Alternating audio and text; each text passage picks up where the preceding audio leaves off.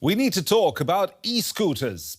They promised us a green urban revolution, a high-tech, carbon-neutral utopia where we'd finally escape city gridlock on two tiny wheels. Instead, we got a sidewalk menace, and accidents involving them, they are rising steeply. And our cities across Europe are officially killing the dream. Paris didn't just regulate rental scooters, they banished all 15,000 of them overnight, after 90% of Parisians had voted for this ban. Madrid, Prague, Florence, banned, cancelled, done.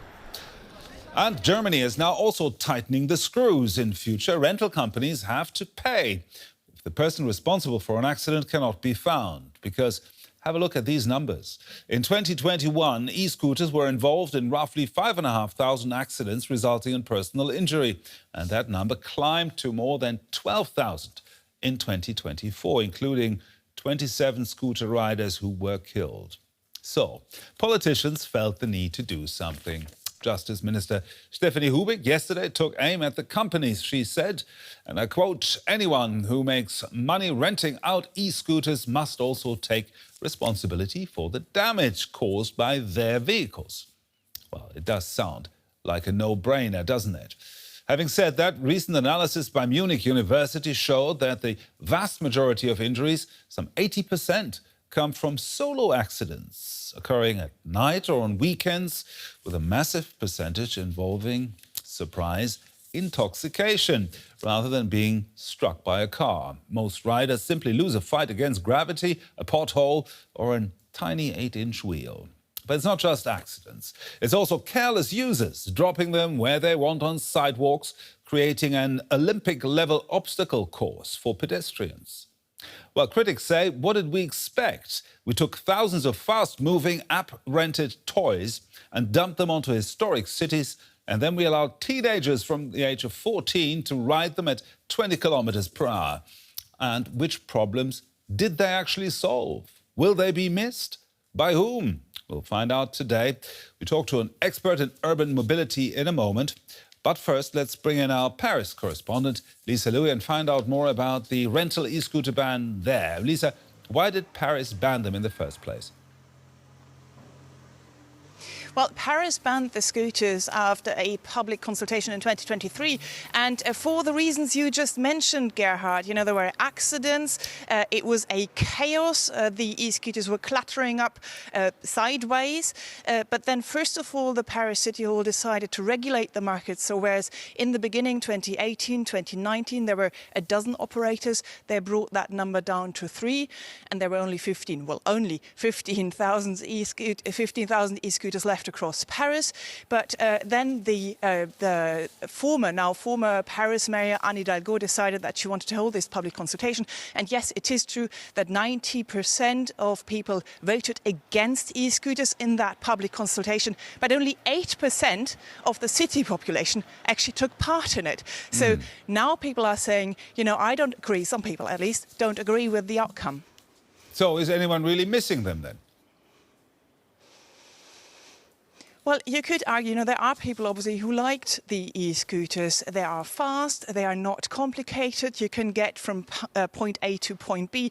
And also, you know, just bear in mind, I'm in France, so France has regular strike movements. Since I've been living here for the past 20 years, there have been several occasions where there was no public transport for months in the city. And then e-scooters are a good alternative. They're also good if you have a pandemic, like in 2020 with the COVID pandemic, where you wouldn't want to get close to people. So, you know, these e-scooters are a way of transport, somehow public-private transport, where you can get to another place without fearing being contaminated.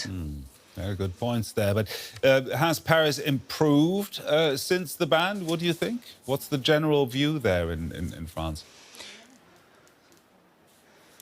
Well, I think yeah, you could say there are, you can't see many e-scooters around anymore. There are a few people who have private ones. That's still allowed. There are rules for that.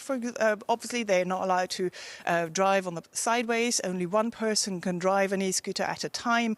And if they don't park in dedicated parking lots, then they have to pay fines.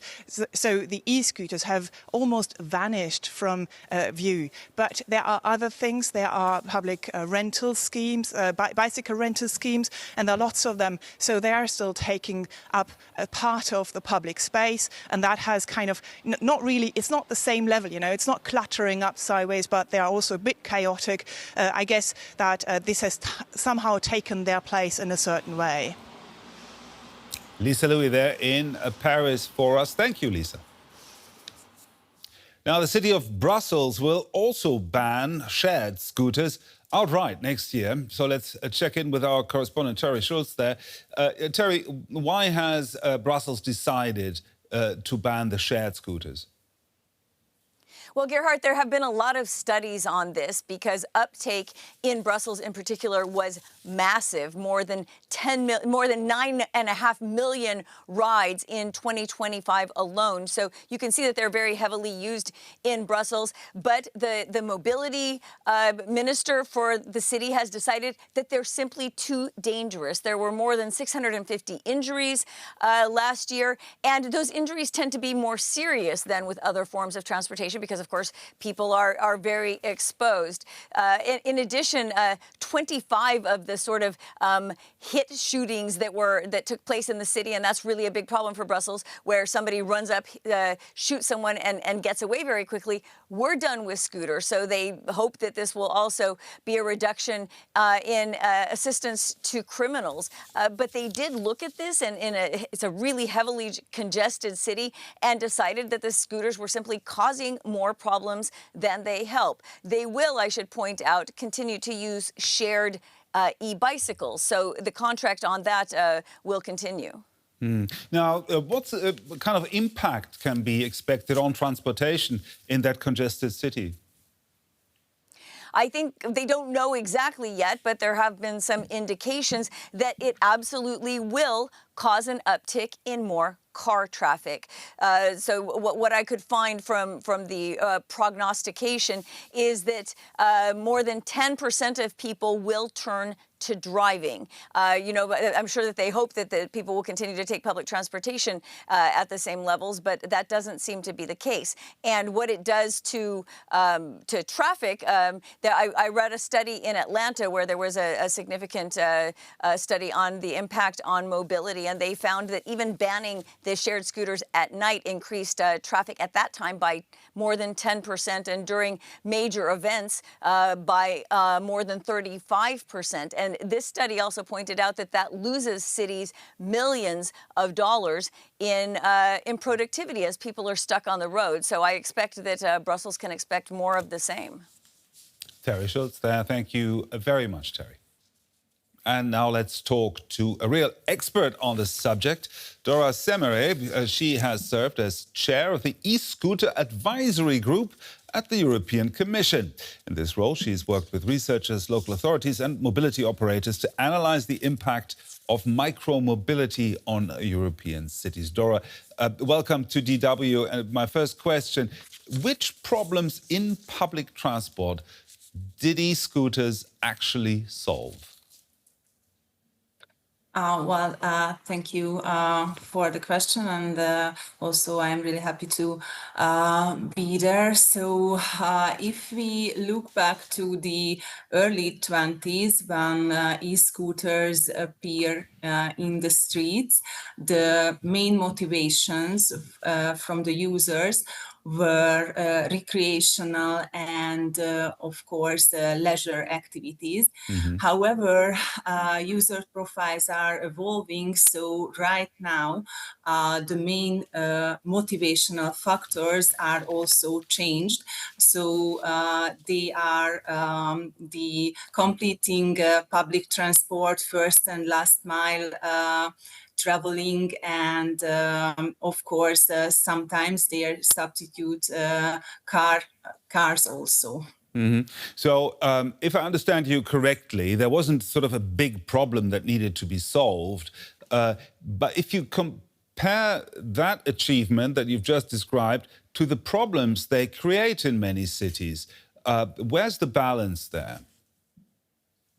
Well, okay, so I think this is a really interesting question, and I cannot give simply yes or no answer for that because it's largely depend on the level of integration within a city or a country. So if we are talking about in the early stage or in the lower level, the government should have to focus operational problems. So for example, public space management, parking problems, and the lack of regulatory framework. So at this stage, the problems are more visible than the positive effects. However, on the more mature phase, governments can shift the focus to these operational problems to a more human-centric approach. So, for example, accessibility, inclusivity, equity, and on that stage, the positive effects can be visible, more visible. Now, does the data that you've looked at in your role, does that prove that e-scooters actually take cars off European streets, or are they just cannibalizing walking and public transit?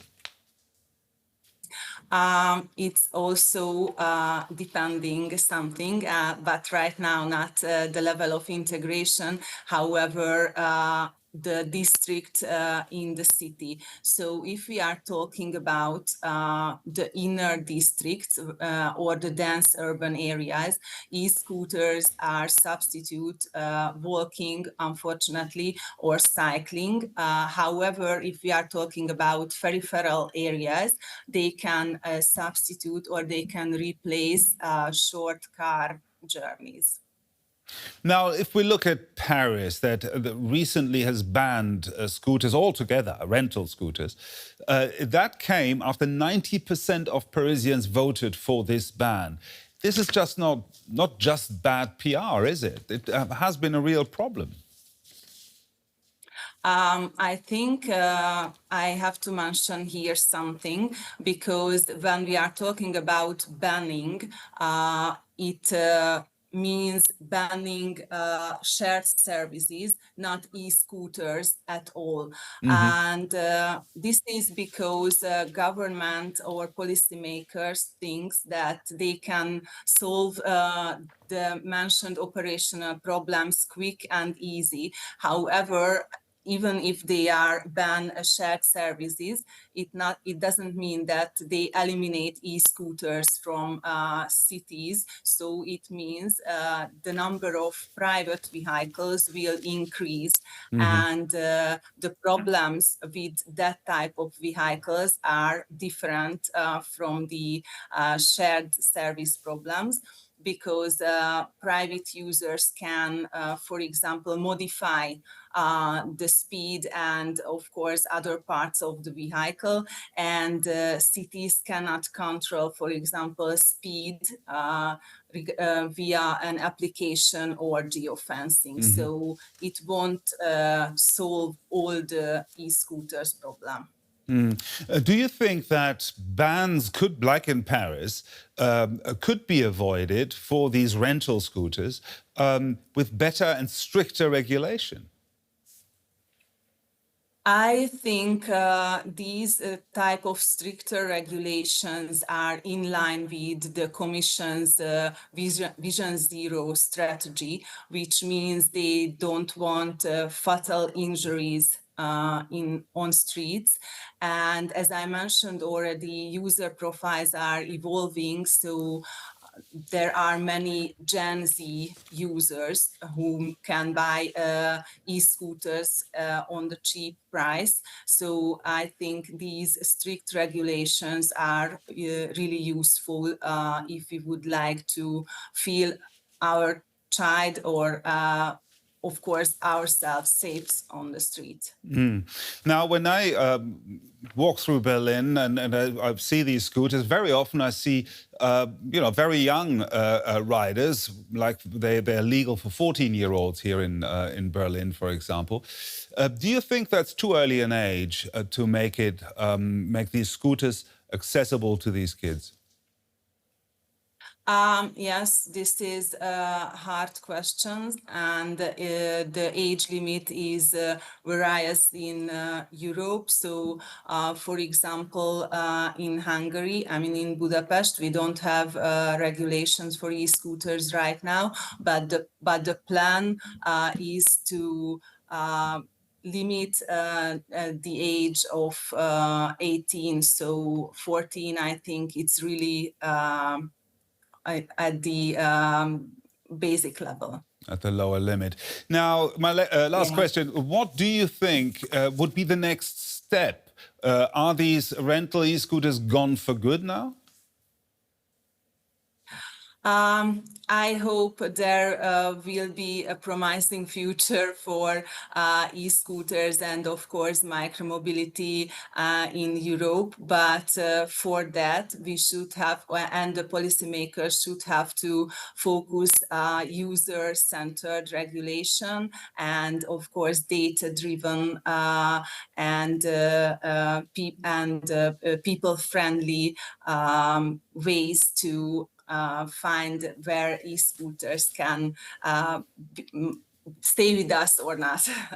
Okay, we have to wait and see about that. Thank you very much. Dorottya Szemere there, thank you. Thank you so much. So, what do you think? Is the e-scooter hype over?